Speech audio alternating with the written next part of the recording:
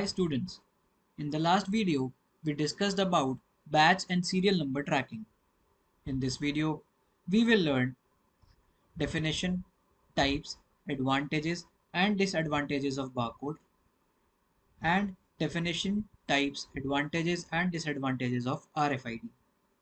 So let us start with understanding what does a barcode means. Barcoding is the process that involves the use of a printed barcode, which is a graphical representation of data that can be scanned to quickly identify and track items. Barcodes typically consist of vertical lines, which are usually known as bars, and spaces that represent numerical or alphanumerical information. Let us understand how does a barcode work. Barcodes are scanned using a barcode reader or scanner, which converts the visual information into digital data. This data is then linked to a database that contains product details, pricing, inventory levels, etc. Let us see what are the types of barcode. Number one is 1D barcodes. These are the most common type of barcodes. These barcodes represent data in a linear format. For example, when you turn your packet of chips around, you get to see these barcodes. Second is 2D barcodes, such as QR codes and data matrix codes, which can store more information in a smaller space and can be scanned using smartphones. Example, when you do UPI on a scanner on a petrol pump, you see these type of QR codes. Example, Paytm or Google Pay QR codes. What are the advantages of using barcode? Number one is that these are cost effective because barcodes are inexpensive to produce and implement.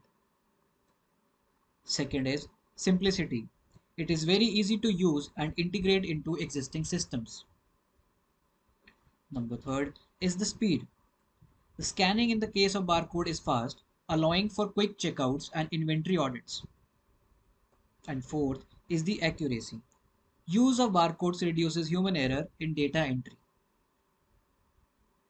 Now let us see what are the disadvantages associated with barcode. Number one is the line of sight. Barcode scanners require a direct line of sight to read the code, which can actually slow down the process in some scenarios.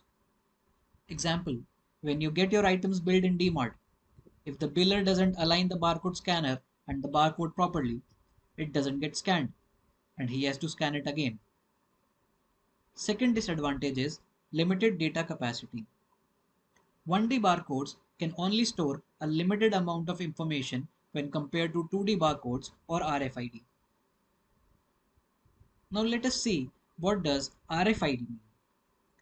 RFID technology uses electromagnetic fields to automatically identify and track tags attached to objects.